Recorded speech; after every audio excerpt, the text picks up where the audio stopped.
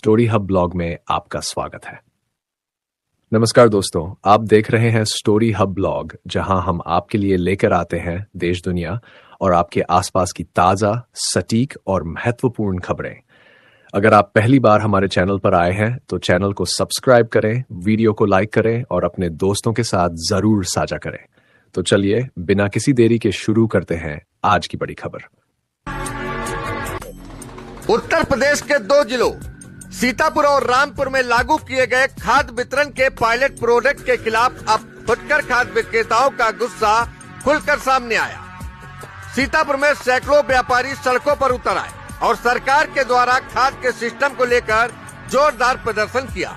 आखिर क्यों व्यापारी इन नई व्यवस्था का विरोध कर रहे हैं, देखिए हमारी एक खास रिपोर्ट। सीतापुर के भरत पैलेस में खुदरा वेलफेयर एसोसिएशन के बैनर तले फुटकर खाद्य विक्रेताओं की महापंचायत आयोजित हुई। महापंचायत के बाद सैकड़ों व्यापारी अपनी मांगों को लेकर जिलाधिकारी कार्यालय की ओर कूच करने निकले। हालांकि रास्ते में ही प्रशासन ने उन्हें रोक लिया।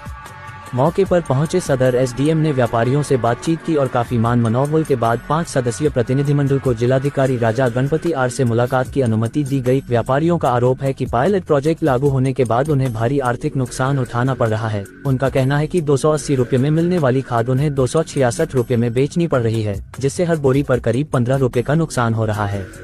व्यापारियों का कहना है कि लगातार घाटे में कारोबार करना संभव नहीं है और परिवार का पालन पोषण भी मुश्किल होता जा रहा है। व्यापारियों का कहना है 250 में खाद मिले तो 266 में बेची जा सकती है। व्यापारियों का कहना है कि इससे पहले भी कई बार जिला प्रशासन के माध्यम से मुख्यमंत्री के नाम ज्ञापन दिया जा चुका है, लेकिन समस्याओं का समाधान नहीं हुआ। अब व्यापारी आर पार की लड़ाई के मूड में हैं। जिलाधिकारी ने प्रतिनिधिमंडल को आश्वासन दिया है कि उनकी मांगों पर जल्द कार्रवाई करते हुए कल तक निस्तारण का प्रयास किया जाएगा। वहीं व्यापारियों ने साफ चेतावनी दी है कि यदि उनकी मांगों का समाधान नहीं हुआ तो संगठन लखनऊ कूच करेगा, जिसकी पूरी जिम्मेदारी प्रशासन की होगी। अब सबकी नजर जिला प्रशासन और सरकार के अगले कदम पर टिकी है कि आखिर व्यापारियों की इस बड़ी नाराजगी का समाधान कैसे निकाला जाता है। व्यापारियों की आज महापंचायत, आज आप लोग डीएम कार्यालय आए हैं क्या?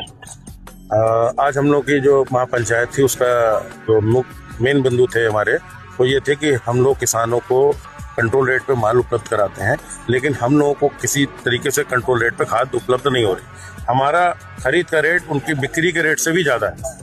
आज हमें अगर हम मान लें कि मुझे 250 रुपये में भी यूरिया पड़ जाएगी तो भी 25 से 30 रुपये का खर्चा सारा लगा के घर तक मेरे पड़ता है। 280 रुपये में घर बैठती है और ऐप के माध्यम से 266 रुपये किसान को बुक होती है।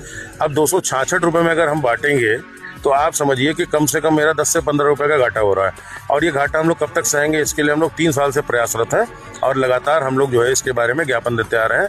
अभी माननीय जिलाधिकारी जी को हम लोगों ने 15 दिन पहले भी इस बारे में अवगत कराया था और आज फिर हमने अवगत कराया है।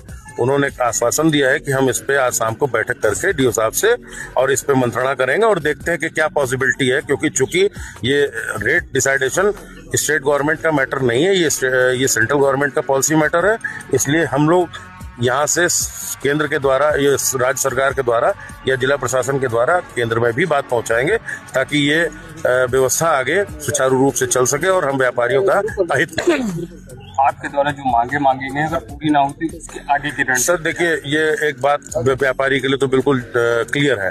व्यापारी व्यापार इसलिए करता है कि वो अपने पेट व्यापार से अपने घर वालों का पेट पाल सके। अगर हमें घाटा खाना है तो हम जाहिर सी बात है कि दूसरे व्यापार की तरफ क्विट कर जाएंगे। हमें हमारी खरीद का रेट अगर निर्धारित नहीं किया गया या हमें इस तरीके का नहीं दिया गया कि हम बेच सकें और 2 पैसा कमा सकें, तो जरूरी थोड़ा ना इसी व्यवसाय में कोई हमें नौकरी थोड़ा ना हम कर रखी है इस विभाग की। आपके द्वारा 1 जुलाई को व्यापारियों से खाद न उठाने का आह्वान किया गया। बिल्कुल किया गया है। किसानों पे क्या असर है?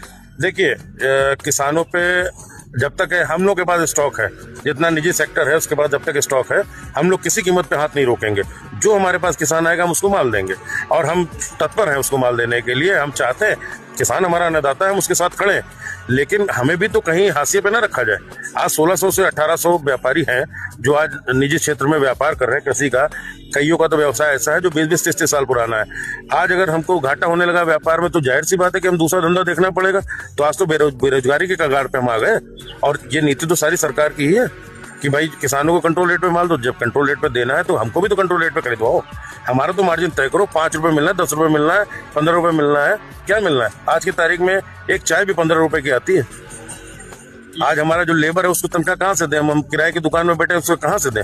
तो हमें घाटा खाना है तो हम दूसरा व्यवसाय देखेंगे। सरकार द्वारा ई टोकन की व्यवस्था लागू की गई, ये कहाँ पर समस्या आ रही है? सर, ई टोकन की व्यवस्था बहुत अच्छी है, लेकिन इसमें समस्या ये आ रही है कि चूंकि अभी ये नया है, पायलट प्रोजेक्ट के रूप में सीतापुर लॉन्च किया गया है, तो इसमें बड़ी खामियों को धीरे धीरे दूर करा जाएगा। लेकिन अभी जो सबसे बड़ी समस्या ये आ रही है कि विभाग बोलता है कि जोत भाई के आधार पे या खेत के आधार पे किसानों को खाद दी जाए, और जो मशीन है, ऐप है, वो वहां से 2 गुनी क्वांटिटी उठा रहा है। तो जब वो मेरे पास किसान ई टोकन लेके आ रहा है तो हम उसको देख रहे हैं कि उसको 5 बोरी मिलनी चाहिए, ऐप से निकल रही है 10 बोरी का टोकन, तो हम उसको 5 बोरी देते हैं, तो उसी बीच में वो झगड़ा चालू हो जाता है, वैसा वैसी चालू हो जाती है। तो हम ये भी मांग करते हैं आप लोग के जरिए कि कम से कम व्यापारियों के सम्मान की सुरक्षा करी जाए, व्यापार में सुरक्षा हमें प्रदान करी जाए कि अगर कोई भी हम लोग के साथ भी कोई बदतमीजी से पेश आ रहा है या हमारे व्यापारी के साथ बदतमीजी कर रहा है, तो कम से कम प्रशासन को उस ओर भी ध्यान देना चाहिए। आपका नाम? मेरा नाम अमित गुप्ता है, मैं प्रदेश महासचिव हूँ खुदरा कृषि व्यापारी वेलफेयर एसोसिएशन उत्तर प्रदेश।